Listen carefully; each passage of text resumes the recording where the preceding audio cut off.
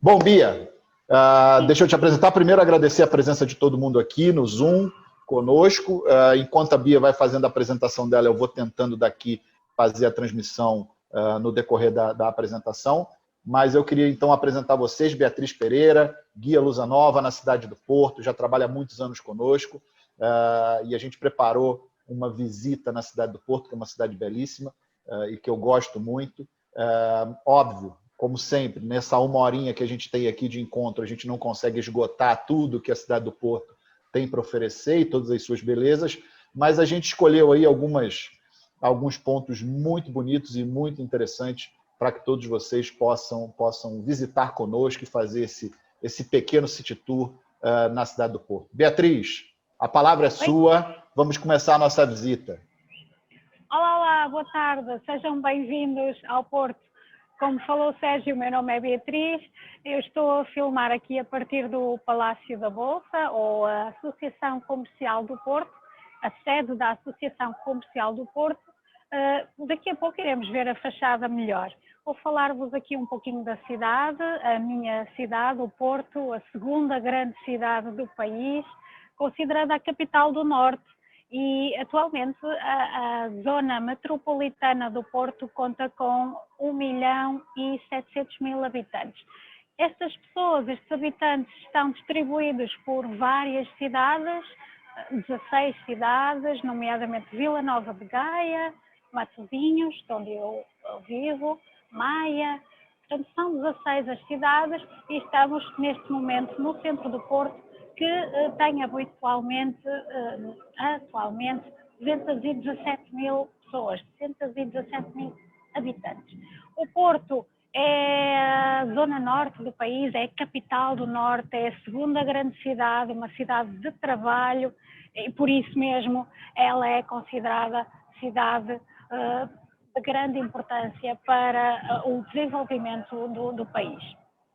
Aqui no Porto, cidade também dos tripeiros, eu irei falar dos tripeiros quase já no final do nosso tour, porque sermos chamados tripeiros. Contudo, eu gostaria de fazer uma pequena explicação da cidade. Por detrás de mim conseguem já ver, ali ao cimo, por detrás de mim, a Sé Catedral, ou a Sé, ou unicamente Catedral, ou uma das 198 igrejas do país. Esta é a principal e a partir dali se desenvolveu a cidade. Aquela área chamada Morro de Pena Ventosa, porque é um local de bastante vento, muito ventoso. Aquela área também é a parte mais elevada da cidade, tem 80 metros de altitude acima da água do Rio Douro, e foi a partir dali que ela foi se desenvolvendo. Tal como já foi falado noutras cidades, sendo esta uma cidade de grande importância, o Porto terá sido fundado antes de Cristo, no século VIII antes de Cristo, depois dos celtas. Os celtas vieram ali habitar na parte mais alta da cidade. Posteriormente, passando uns séculos à frente, em 2000 anos antes de Cristo, temos que os romanos se estabeleceram cá e fundaram uma cidade de nome Portus Cale. Na realidade, Portus Cale refere-se a dois locais. Portus seria a parte cujo porto marítimo, se situaria próximo do Rio Douro, que está aqui abaixo, estamos bem próximos, estamos na zona baixa da cidade, e Cale seria provavelmente do lado de lá do Rio Douro, como iremos ver brevemente, portanto, para lá do Rio Douro. Portus Cale terá sido fundada então pelos romanos, que deixaram um grande legado histórico, inclusivamente a nossa língua, o português, oriundo do latim. Posteriormente aos romanos tivemos os suevos, tivemos depois os povos bárbaros, que eram assim chamados porque não falavam latim, tal como os romanos, e então fomos invadidos pelos visigodos, pelos godos, e já mais tarde toda a Península Ibérica. Quando eu falo de Península Ibérica, falo atualmente Portugal e Espanha. Naquela época, a Península Ibérica, no século VIII, foi invadida pelos mouros e esta cidade, o Portus Cale, como eles chamaram os romanos, foi reconquistada aos mouros no século IX, ou seja, em 868, por um conde galego, um senhor chamado Vímara Pérez, que lhe interessava de grande maneira que a cidade não fosse novamente reconquistada, então ele começou a povoar essa cidade, Porto Cale, este condado, este primeiro grande condado. Passando uns séculos mais à frente, já no final do século XI, com o matrimónio da Dona Teresa, a filha do rei de Leão, na altura Portugal não existia como país, nós pertencíamos a Leão, atual parte de Espanha, e naquela altura, depois de Portus Cale, do Vímara Pérez, tivemos o condado portucalense, que teria sido fundado pela Dona Teresa e também pelo marido, que era francês, o Dom Henrique, que veio para a Península Ibérica, não só para casar com a senhora, com a Dona Teresa, mas também ajudar-nos na reconquista cristã. Eles fundaram então o Condado Portucalense, só que como ele que correspondia mais ou menos à zona norte do país, entre o Rio Douro e até ao Rio Tejo, e posteriormente eles, como o condado era muito grande, eles doaram este condado ao Dom Hugo, um bispo francês. E é este bispo que manda construir a Sé, que vê lá ao alto. No Brasil dizem muito a Sé Catedral, ou a Catedral da Sé. Então a Catedral da Sé foi construída ali por ordem desse tal bispo francês em 1123, estilo românico, bastante simples, muito semelhante a uma fortaleza medieval, porque vivíamos com o medo de sermos novamente invadidos, e ali foi construída então a Sé. Essa Sé teve vários momentos históricos, por exemplo, no século XIV, a altura em que, em 1387, ali recebemos o casamento real entre o rei João I e uma dama britânica, a Dona Filipa de Lencastre. O casamento foi em 1387 e antes, se a cidade tinha um poder clerical, porque ela foi doada a um bispo, esta situação alterou-se com a vinda destes reis cá na cidade, porque eram uns reis bastante populares, e eles casaram ali com toda a festividade, com toda a pompa, com toda a circunstância, foram recebidos cá na cidade, na Sé.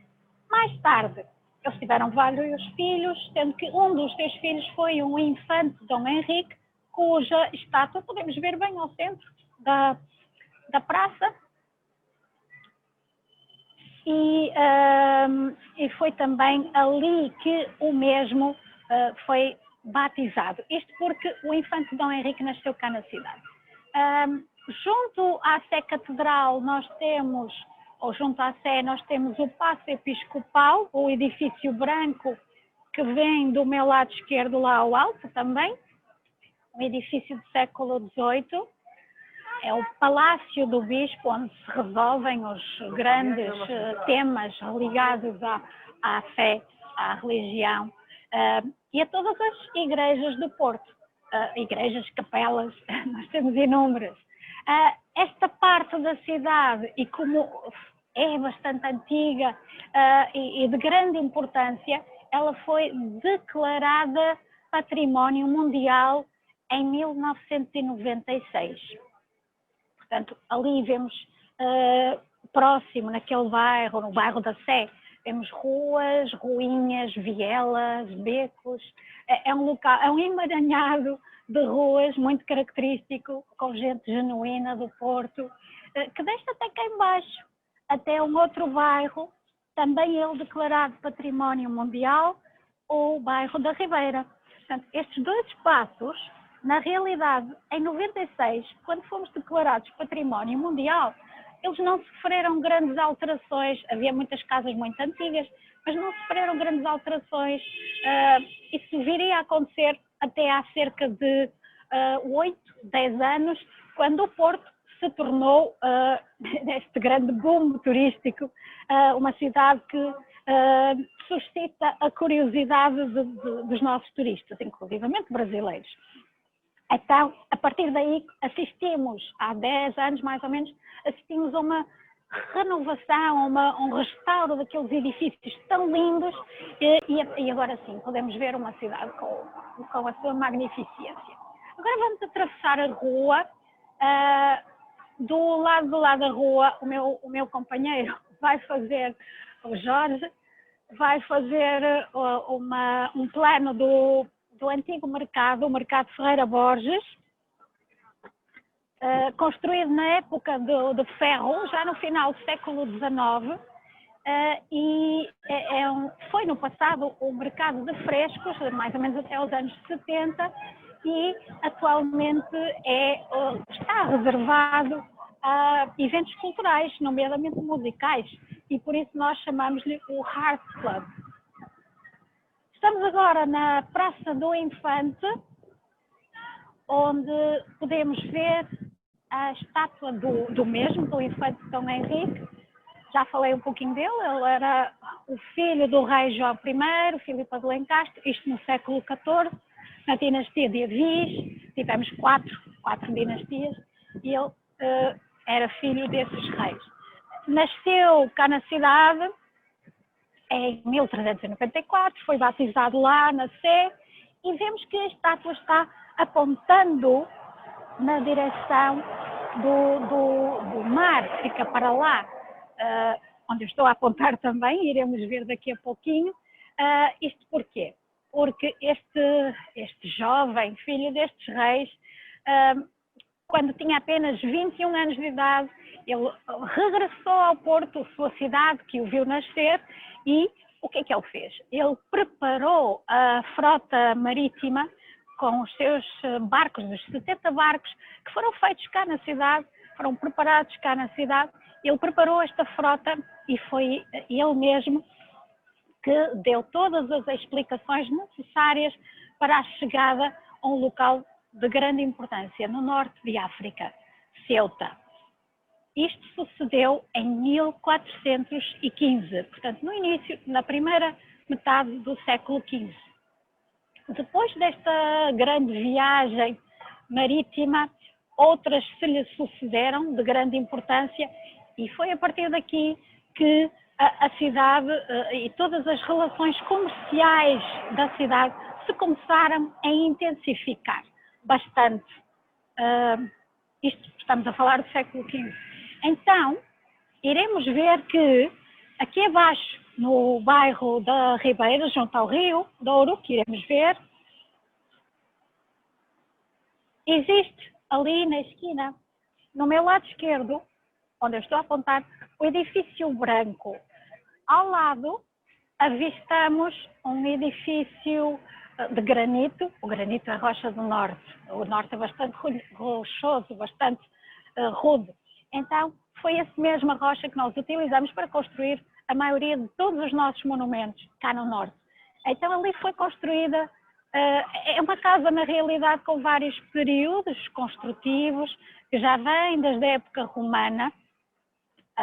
Aquela parte foi restaurada no século XX, os mosaicos foram recuperados, os mosaicos romanos, mas o que eu na realidade quero falar é que depois, mais tarde, no século XIV, ali foi construído o Almazém Real, que era uma espécie de alfândega.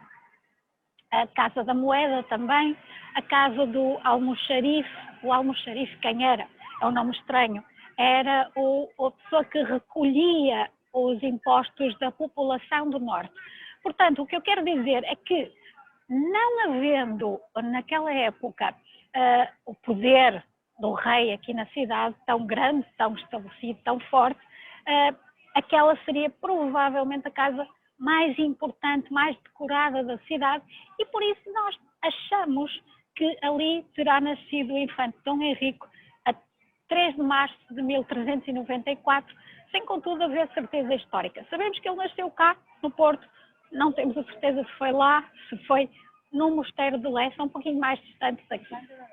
Mas nasceu cá, foi batizado ali na Sé.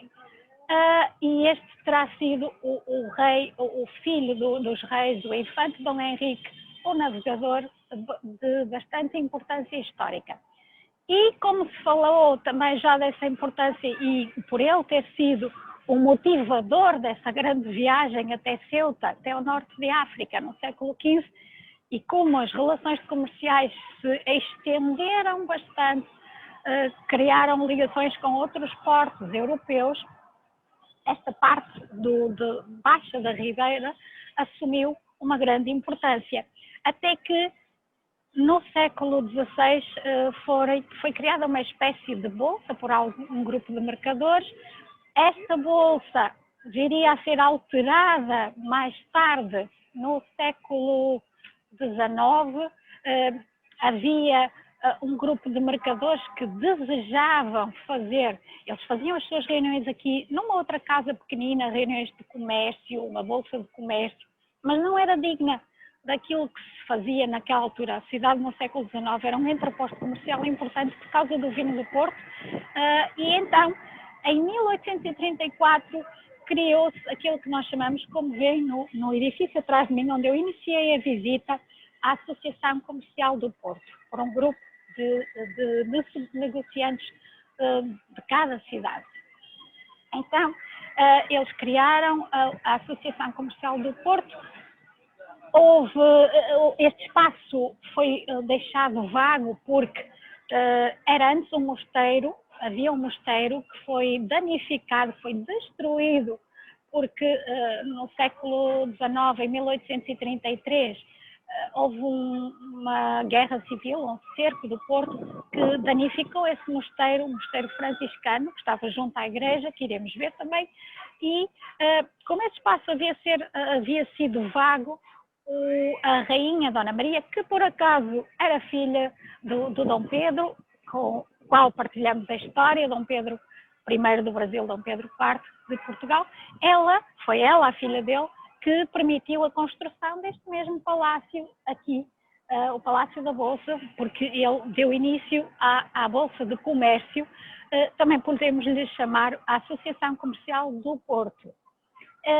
A construção do edifício em si iniciou em 1842 e viria a estender-se por 68 anos, portanto inaugurou-se em 1910, estilo neoclássico, como tantos outros monumentos da cidade, um pouquinho ao gosto inglês, deixa que vos diga, havia muitos edifícios neoclássicos ou neopaladianos cá na cidade, talvez porque também durante o século XIV foi quando nós fizemos a aliança entre Portugal e Inglaterra e a partir daí se criaram bastantes amizades e daí terem sido deixados muitos edifícios neoclássicos ou neopaladianos na cidade, como é o caso da associação. Atualmente é a Câmara de Comércio e Indústria do Porto, é um palácio, é um museu muito interessante, tem várias salas que ainda estão utilizadas para o seu fim, que foi construído, nomeadamente a Sala das Assembleias Gerais, que é onde se faz a eleição do presidente anualmente, e há uma sala que é, de facto, a mais célebre, a mais bonita, que é o Salão Árabe, que é também ele do século XIX, e é uma cópia, digamos, uma reprodução de um palácio em Espanha, o Palácio de Alhambra, que se situa em Granada. Essa sala, por ser tão bonita, tão rica, decorada tão ricamente, talha dourada, ela foi eleita na altura para ser utilizada para fins de recepções, de festividades, das debutantes da Sociedade do Porto. E atualmente ainda é utilizada para tal fim. Ainda fazemos as recepções dos homens de Estado, de cá na cidade. Vamos agora atravessar, e este semáforo é um pouquinho truco e lento, ou seja, ele demora bastante a ficar verde, vamos esperar um pouquinho. Do outro lado da rua temos a igreja de São Nicolau, já do século XVIII, e justamente por detrás de mim a igreja de São Francisco. a Igreja de São Francisco, que é gótica. Já está verde. Vamos atravessar.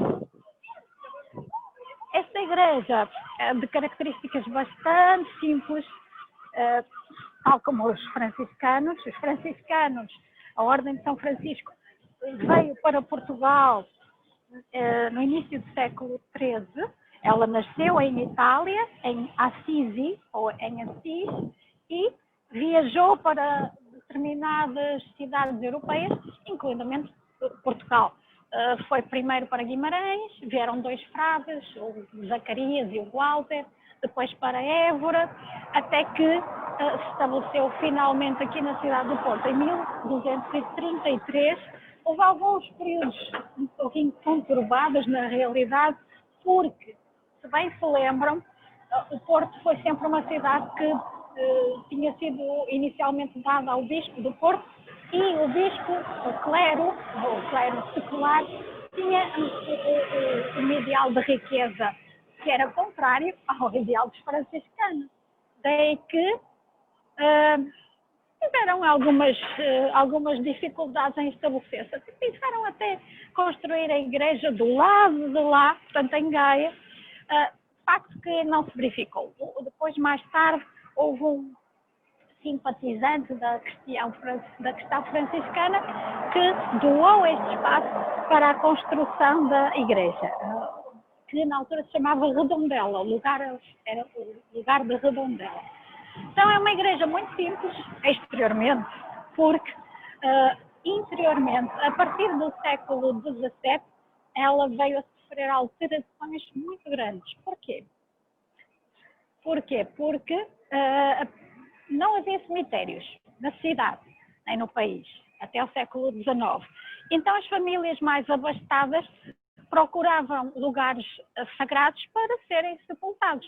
Então começaram a fazer doações aos franciscanos, que atraíram bastante muitas famílias, e estas famílias nobres, famílias endinheiradas, começaram a fazer doações aos franciscanos, dando-lhes dinheiro, portanto, no século XVII, em pleno século XVIII, um período rico para Portugal, e a igreja, que antes era uma igreja simples, transformou-se numa igreja barroca, porque com estas doações começou a decorar-se a igreja, os altares laterais da igreja, com aquilo que nós chamamos de talha dourada, talha barroca, talha rococó. Como conhecem a Igreja do Brasil, se conhecem a Igreja de Salvador, da Bahia, a Igreja de São Francisco, só para terem uma ideia. Esta igreja é muito semelhante. Portanto, podemos então vê-la, a Igreja de São Francisco, aparentemente muito simples, e onde me encontro neste momento, estou em plena linha de bonde. Estou na plena linha do nosso carro elétrico.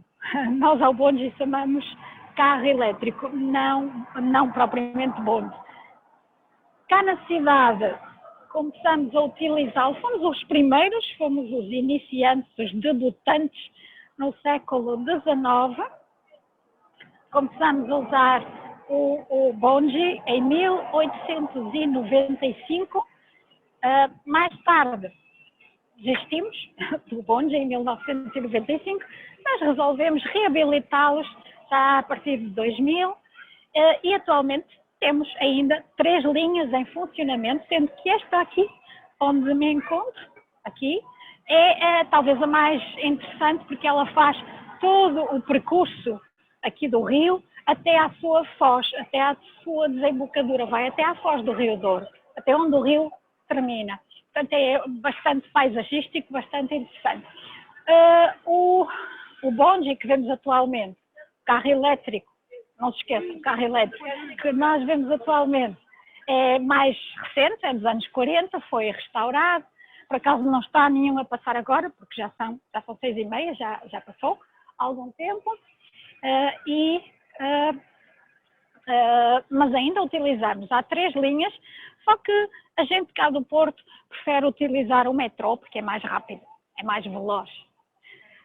Estamos agora já aqui a aproximar-nos da zona ribeirinha e aproveito para vos indicar que tenham como referência o último barco este último grande barco de navio. Ora veja, justo por detrás deste barco nós temos, reparem, um dos nomes bastante importantes é o nome comum em Portugal, Ferreira. Ferreira é o nome de nós chamamos cave, uma cave do vinho do Porto e que julgo que no Brasil dizem vinícola ou adega, portanto é ali que a Luva Nova costuma visitar. Devo dizer que a Luva Nova tem excelentes gostos porque é simplesmente uma cave magnífica, é de maior interesse arquitetónico. A visita inicia-se na parte inferior da cidade, vai lá por um túnel iluminado e culmina depois no final, claro, com a degustação de 2 vinhos, um branco e um tinto.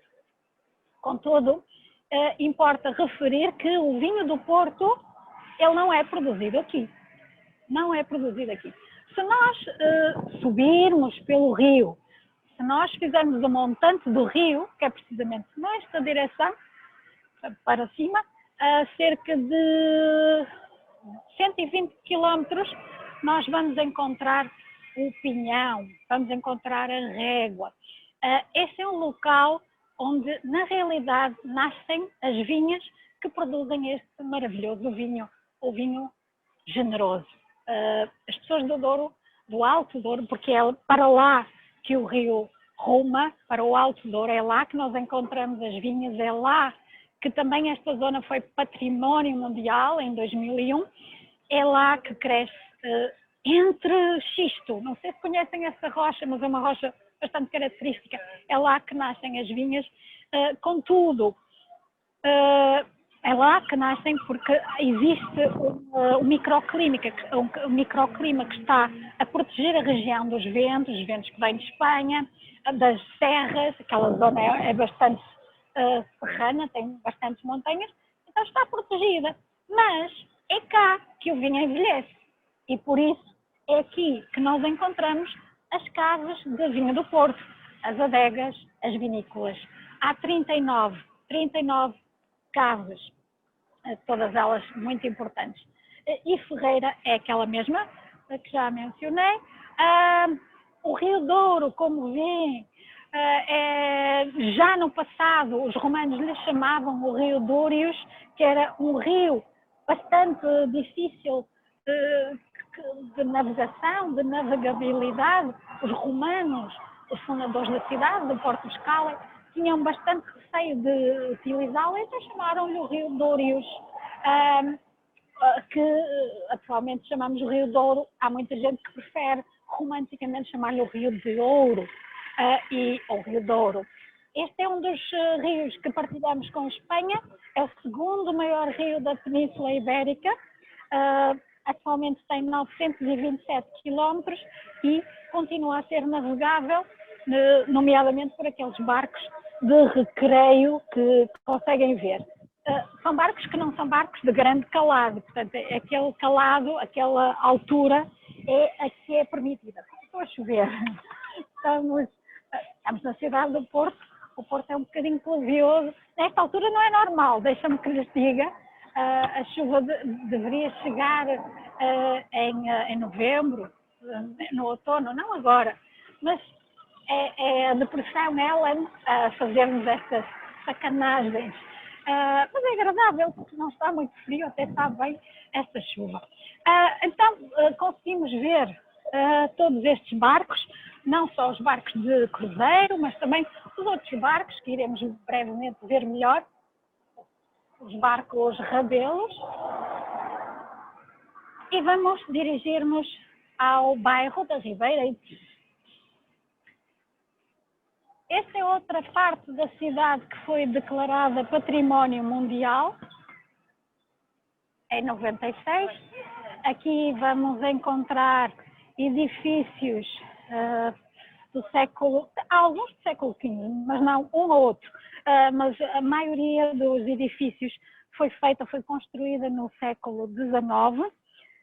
Contudo, esta parte é, como se disse, a parte também mais antiga da cidade, onde os romanos estabeleceram o tal porto, o Portus, que veio dar origem ao nome de Portugal no século XII. Portus Cale. Quando ficamos livres do reino de Leão. Vemos as casas do século XIX, como já foi informado, casas que têm 2, 3 pisos, máximo 3 pisos, e foi aqui que, nesse século, nessa altura, alguns dos proprietários das vinícolas erigiram as suas casas, mandaram construir as suas casas.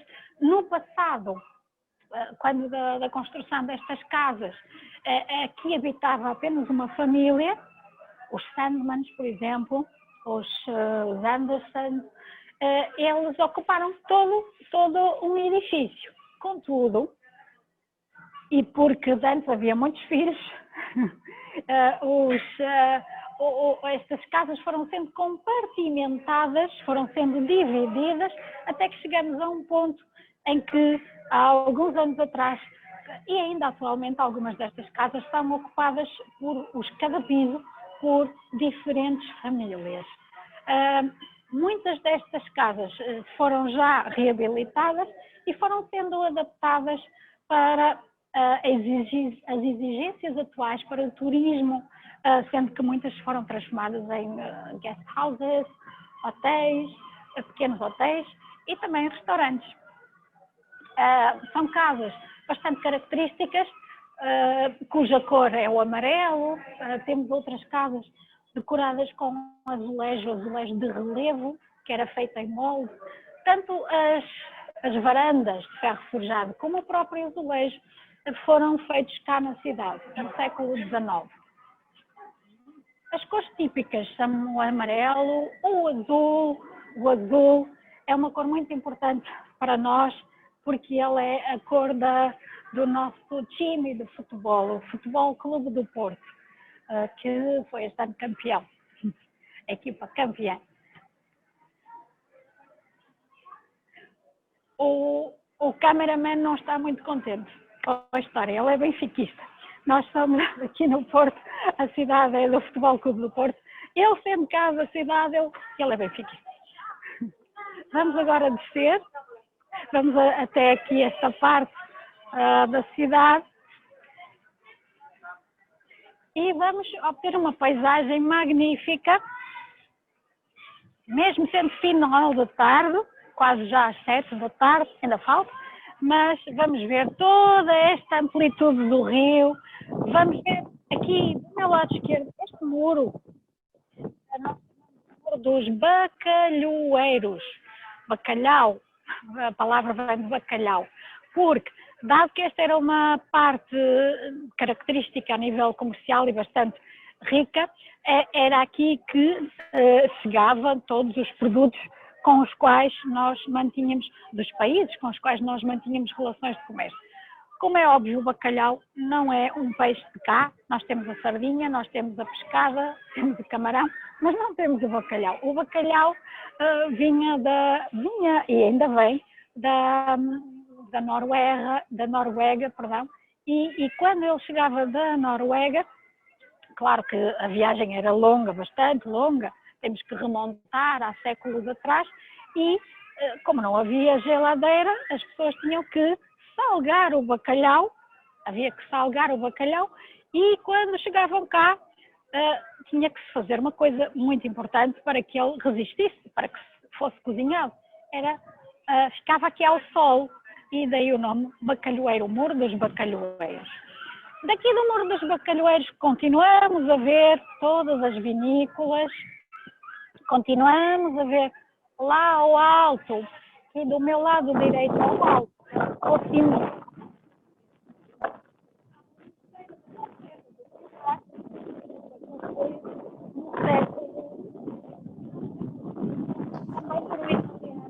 Beatriz, você me escuta? Seu microfone está falhando, acho que por conta do vento.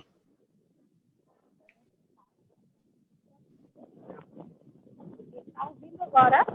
Agora um pouquinho. É melhor colocar o microfone um pouco mais perto da boca para falar, porque eu acho que o vento atrapalha um pouco. Vamos aproximar. Então, conseguimos ver o Não, o vento está atrapalhando um pouco. Não sei se o auricular que você está usando tem microfone nele mesmo. Se tiver, pode ser isso. Não, coloca esse microfone perto da sua boca. Isso. Essa caixinha preta. Isso. Sim. Ok. Já me ouve melhor agora? Agora Sim, agora é melhor. Perfeito. Ótimo, ótimo. Então estamos, como falava, próximo do Muro dos Bacalhoeiros. Por detrás de mim temos, onde eu estou apontando, temos o mosteiro da Igreja da Serra do Pilar, ou a Serra do Pilar, simplesmente. Essa igreja foi construída no século XVI, o seu autor foi um senhor italiano, e a igreja em si ainda é utilizada para culto, ou seja, todas as semanas é ali feita, sábado de manhã, a missa católica. Em relação ao mosteiro, que é o espaço branco, que está junto ao lado, mesmo ao lado da igreja, a igreja é a parte redonda e o mosteiro é a parte mais larga, a parte mais longa. Esse mosteiro, ele na realidade teve algumas contrariedades no século XIX. Porquê? Porque o século XIX foi um pouco difícil cá na cidade. Porquê? Porque Portugal e o Porto foram invadidos por Napoleão, de França, quando das invasões francesas, concretamente em 1809, e ali estiveram aquartelados, ou seja, estiveram reunidos ou hospedados os nossos aliados, os britânicos. Então, quando os franceses chegaram cá na cidade, eles foram apanhar, desceram ali o morro do Miradouro, daquela parte, e foram apanhar os barcos e dirigiram-se ao Porto para apanhar de surpresa os franceses, os invasores. Mais tarde, também no século XIX, aquele espaço foi o lugar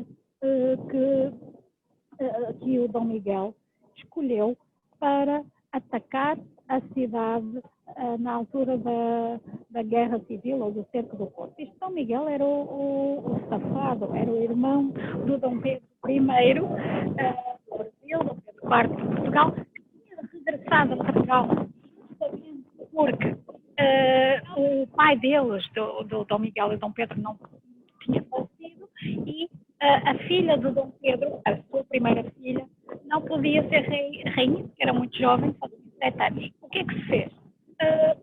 Eles casaram, o Dom Miguel, o irmão do Dom Pedro, casou com a sobrinha, a Dona Maria da Glória, que tinha 7 anos, mas ele usurpou o poder e o Dom Pedro resolveu regressar a Portugal, delegou o império ao seu outro filho, o Dom Pedro, para legítimo, e aqui veio-se estabelecer a Carta Constitucional, que viria a dividir o país entre aqueles que estavam a favor da Carta e os contra. Ou seja, e quem é que nós vamos encontrar a favor da Carta? O próprio do Dom Pedro. Quem vamos encontrar contra? O Dom Miguel. E o que é que o Dom Miguel faz? Já muito furioso por aquilo que o irmão lhe tinha feito, tirar-lhe o governo de Portugal, o que é que ele fez? Ele invadiu a cidade e acolheu tão bem o Dom Pedro, porque a cidade deste tempo foi uma cidade liberalista de grandes ideais. Aliás, aqui foi feita a primeira revolução liberal, também no século XIX, e então foi por esse motivo que o Dom Miguel viria a invadir a cidade. E durante 11 longos meses, quase um ano. E a partir dali ele atacou a cidade do Porto, que resistiu durante 11 meses. Vamos então continuar agora o nosso percurso. Daqui também podemos ver a Ponte Dom Luís. Aliás, podemos ver três pontes. A primeira das quais, a Ponte Dom Luís I, construída em 1886 por ordem do rei, Dom Luís, daí o nome dela, mas também foi feita por um senhor alemão de nome Seyrig, em 1886. A parte superior da ponte foi a parte que foi inicialmente inaugurada por onde está passando o nosso metrô, que faz a conexão entre as duas cidades, Porto, deste lado, Vila Nova de Gaia, do outro lado. Ou, se preferirem, Portos, aqui, Calais, do outro lado, na época romana. Mais lá a montante, quando eu digo montante ao cimo, podemos ver a ponte mais recente, uma ponte nova, branca, a ponte do Infante, de 2003, e mais ao fundo, a primeira ponte da autoria de Gustave Eiffel. Estamos a ver um barco no Rio Douro, um barco Rebelo, reparem, e peço que façam um close-up do barco. Esses barcos, nós chamamos barco Rebelo, porque foram utilizados num passado, a partir do século XVIII. Recordo que o vinho do Porto era produzido lá no Val do Douro, distante daqui, e que não havia outro meio de transporte senão o barco. O comboio viria mais tarde, depois de 1855, mas antes tinha que haver um meio de transporte, e esse meio de transporte era nem mais nem menos que esse barco, o barco Rebelo. Um barco de fundo chato, estreito, para permitir a passagem na sinuosa zona do Alto Douro, património mundial, e que chegaria aqui ao Porto, para depois ser transferido para as vinícolas, para a Calem, para a Ferreira, para a Taylor's, inúmeras, são 39 vinícolas. Seria então transferido para depois ser envelhecido em pipos de carvalho francês, que tem uma substância que é o tanino, que vai dar a cor ao vinho. Mas o que eu quero referir em relação aos barcos, estes belíssimos barcos que no passado eram barcos funcionais, mas atualmente são barcos de recreio. E eles proporcionam aos clientes um cruzeiro. O cruzeiro nós chamamos das 6 pontes, mas na realidade, bem, vê-se 5 pontes. A 6ª ponte vê-se um pouquinho ao longe. Este passeio é um passeio que dura aproximadamente 50 minutos e é um passeio que a Lusa Nova costuma fazer, uma boa eleição, pois a partir destes barcos conseguimos ver toda a cidade, toda esta zona onde nos encontramos agora, a Ribeira. Inicialmente, ela pode partir daqui, como pode partir do outro lado, em Gaia, dependendo da orgânica do tempo, mas estes 50 minutos são ocupados por alegria, por prazer, e a Lusa Nova, de facto, costuma utilizar estes barcos Rebelos para tal. Do outro lado do rio, vemos outros barcos. Aqueles outros barcos não são utilizados, são barcos tipo barco-museu. Apenas utilizamos uma vez ao ano, quando da regata. Normalmente ocorre em junho, na época da festa de São João. Ora, a Ribeira, esta zona onde me encontro atualmente, bastante característica, com as casas, como já se falou, do século XIX, que foram orientadas para um pouquinho mais para turismo. É uma zona, como veem, que ainda está cheia. O turismo está, graças a Deus, a despertar novamente. Eu ouço muitos espanhóis, ouço francês, ouço também português, já vi alguns brasileiros, não sei se vivem cá no país, mas já vi. Portanto, é com bastante agrado que eu dou esta informação, vos passo esta informação. Estamos agora aqui ao pé da muralha fernandina. Como é óbvio, e dada a importância histórica da cidade, claro que havia necessidade de proteção da cidade. E então, como é que se fazia isso? Construímos a muralha medieval, que foi concluída no reinado de Dom Fernando, e daí ela ser chamada a muralha fernandina. Aqui na muralha fernandina podemos ver esta reentrância, este arco, que é o chamado postigo do carvão, e era aqui que era feita a entrega do carvão na cidade, para depois ser distribuído pelas várias cidades da área metropolitana do Porto, para ser vendido ou revendido. isto até ao século XX. Contudo, a muralha viria a ser destruída a partir do século XVIII. Porquê? Porque jamais não havia necessidade de proteção. Os piratas foram basicamente no século XVI, século XVII, e então, século XVIII, havia um período de importância e queríamos engrandecer a cidade, queríamos construir novas praças, novas avenidas. A avenida principal da cidade, a Avenida dos Aliados, foi construída no século XIX, e também esta zona foi construída posteriormente à destruição da muralha, que ocorreu a partir do século XVIII. A grande diferença entre as duas grandes cidades do país, Lisboa e Porto, foi que no Porto, no século XVIII, em 1755, ocorreu o terremoto, em 1755, em novembro, e aqui, felizmente, não fomos afetados, mas, dada a riqueza da cidade, muito por causa do vinho do Porto, do comércio do vinho do Porto, decidiu então construir-se, ou destruir-se a muralha e construir-se novas zonas. Esta local da Ribeira foi restaurada no século XIX. Aqui na Praça da Ribeira conseguimos ver, justo por detrás de mim, uma estátua um pouco moderna do nosso São João.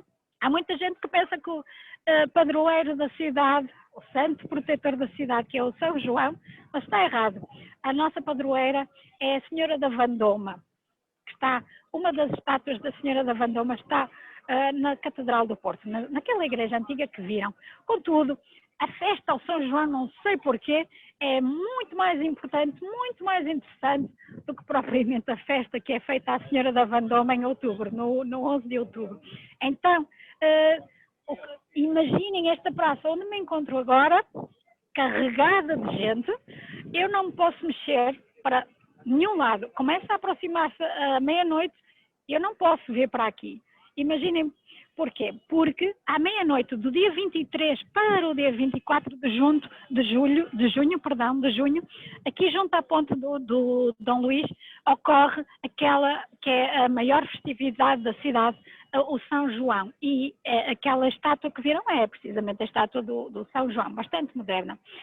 Esta festa decorre de uma herança, digamos, a herança dos celtas. O que é que se celebrava na altura? Celebrava-se o início do solstício de verão, a 21 de junho,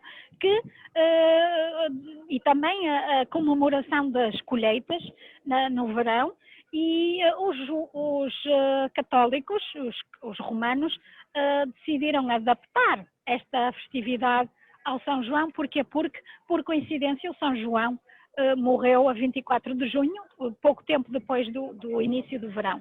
E então é por isso que o São João é o santo celebrado cá na cidade do Porto, aqui com toda a alegria pelos habitantes do Porto.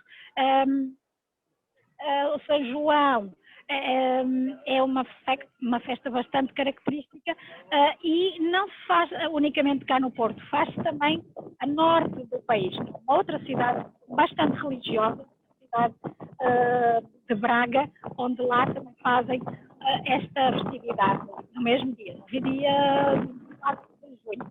Aliás, nós temos uma maneira de falar, nós costumamos dizer que cá no Porto se trabalha, está a chover agora outra vez muito, no Porto se trabalha, em Braga se reza, porque é a parte a norte do país mais religiosa. Vou ter que abrir, que nós temos o guarda-chuva, peço desculpa, e depois ao centro do país temos Coimbra, onde se canta, e é de lá que nos surge um fado bastante característico, o fado de Coimbra, que é cantado pelos estudantes, e depois mais a sul as pessoas gostam muito da diversão. Mas aqui no Norte nós também gostamos da diversão, e este mesmo local que oferece essa pura diversão é aqui que nós vamos encontrar atualmente grande parte dos restaurantes, a parte das esplanadas, dos terraços.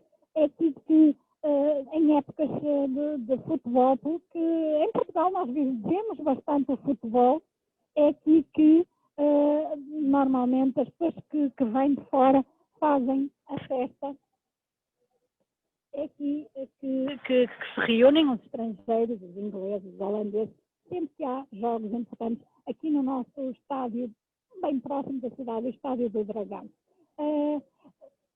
Eu não falei de um ponto bastante interessante, que é onde estamos, onde me encontro, aliás, onde nós iniciamos a visita na praça do Infante, junto ao Palácio da Bolsa, ou à Associação. Por ali nós vamos, por ali e por aqui, para além dos restaurantes, nós vamos encontrar comércio, vamos encontrar lojas de cerâmica, de cortiça, que produzem um pouco também aquilo que se produz na zona norte do país. Portanto, aqui nesta zona. Mas o mais importante mesmo, e porque se aproxima a época não, mas a altura do jantar, talvez falar-vos um pouquinho da gastronomia típica que encontramos nesta zona. Um táxi, vamos atravessar.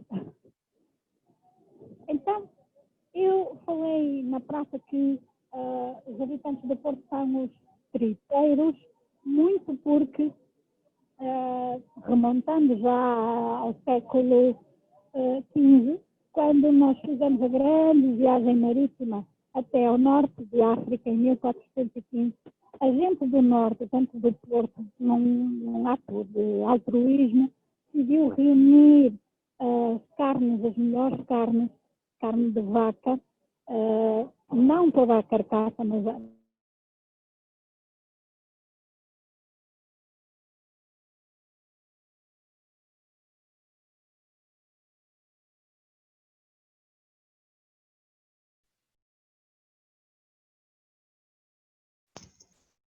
Beatriz? depois eles deram a carne, a melhor carne. Beatriz, me escuta? Aos marinheiros foram em viagem, essa carne teve que ser salgada, mais uma vez, com sal e tripas para comer. Então, com a sua inteligência, eles foram inventar aquilo que nós chamamos as tripas à moda do Porto, que é uma espécie de dobradinha, na qual nós cozinhamos, destruímos a cebola com azeite ou óleo de oliva, vamos juntando depois mais ingredientes, água, tomate, vinho branco para dar sabor ao prato. Vamos juntar depois as tripas que têm que ser previamente cozidas e lavadas em limão para ser muito bem limpo e vamos já finalizar este prato, as tripas à moda do Porto, com um ingrediente, com uma especiaria muito comum, muito característica, que é os cominhos, que vai dar esse sabor especial às tripas à moda do Porto. E daí a gente do Porto ser ainda atualmente ser chamada de tripeiros, aqueles que comem as tripas. No Brasil vocês fazem a dobradinha e nós aqui fazemos as tripas. É muito comum aos fins de semana as matriarcas da família prepararem esse prato para os seus visitantes, normalmente ao fim de semana, e também aqui por todos os restaurantes, tascas, vamos encontrar as tripas. Mas não só. Temos também agora, na atualidade, algo mais para o gosto dos jovens. Temos um snack que é simplesmente esta iguaria que aqui vemos, chamada francesinha. Reparem, esta francesinha, o que é que é? Não conseguem ver muito bem, mas eu vou explicar. Os portugueses no passado século, no início dos anos 70 do século XX, tiveram que emigrar, a condição económica não era muito boa, então foram emigrar para a França, para a Bélgica, e um imigrante português, quando lá chegou, achou bastante curioso o facto de eles fazerem um chamado croque monsieur, que é uma tosta pequenina, quando vem lá uma tosta pequenina de presunto e queijo. Este português resolveu engrandecê-la, fazer dela bem maior e bastante mais rica. O que é que ele foi juntando? Bem, nós agora vemos ela coberta com queijo, mas no meio desta francesinha nós vamos encontrar vários tipos de carne. Filé de carne de vaca, fininho, grelhado, vamos encontrar salsicha, linguiça, calabresa, presunto, nós chamamos fiambre, queijo.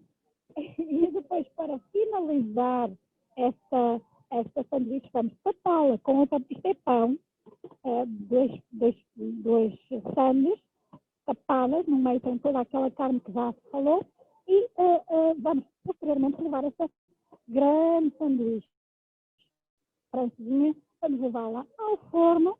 Para quê? Para derreter este queijo. O queijo derretido é muito bom.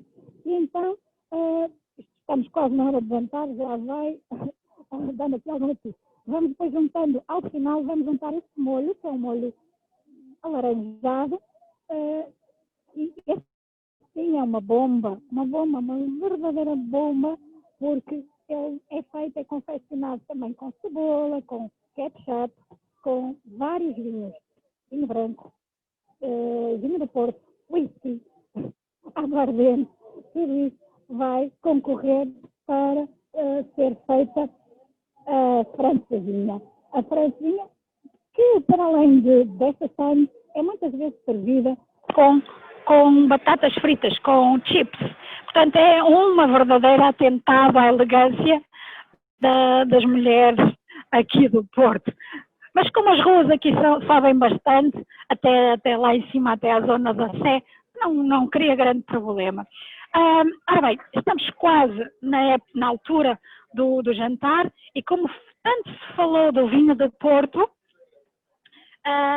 eu não vou comer uma francinha, lamento, é um pouquinho cedo, apesar de tudo, mas vamos fazer um brinde aqui com o vinho do Porto Ferreira. Beatriz, me escuta? Sim. Preciso que você pegue o microfone com sua mão direita, porque quando você pega com a sua mão esquerda, você está tapando o microfone. Tá bom. Tá. Pronto, agora melhorou. Já consegue ouvir? Agora sim, perdão, peço desculpa a todos os que estão a ouvir, cortei o som.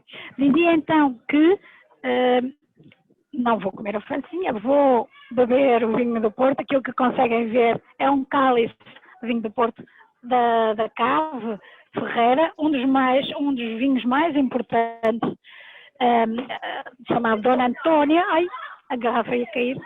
A Dona Antônia é uma mulher de pulso, vamos sentar, com licença, uma mulher de pulso que, após ter ficado viúva em 1811, tomou as rédeas da vinícola Antônia Adelaide Ferreira, e por isso este é um dos vinhos produzidos lá na Ferreira, como tantos outros, e com o qual eu vou fazer um brinde a todos vós, fazendo saúde, e esta saúde tem um duplo significado, porque eu vou não só beber o vinho, como também desejar a todos vós e a nós que haja saúde neste momento um pouco difícil pelo qual passamos, mas que iremos passar bem, e que iremos receber-vos brevemente com todo este calor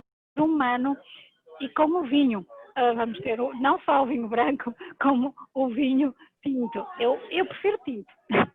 E então estamos num nos lugares aqui da Ribeira, onde, para além de toda essa gastronomia, é oferecido a bebida. Então, saúde, um brinde, como já Beatriz. falei, peço a vossa saúde. licença. Um brinde. Este é um vinho generoso. É um vinho docinho. As mulheres costumam gostar.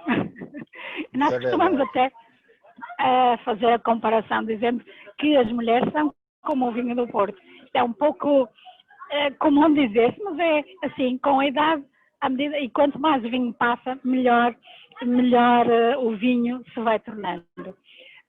Não sei se ficou alguma questão para alguém colocar, não sei se todos ouviram. Ouvimos, Beatriz. Na verdade, tivemos aqui só uma pergunta agora que a Marré nos enviou, que ela disse que não viu os vendedores de toalhas aí na Ribeira. Deve ser por conta da chuva e também por conta do pouco movimento, não é? É por conta das... os vendedores das toalhas também os há, sim. Quando nos aproximamos mais da ponte Dom Luís, portanto, um pouquinho distante, a uns escassos metros de onde me encontro.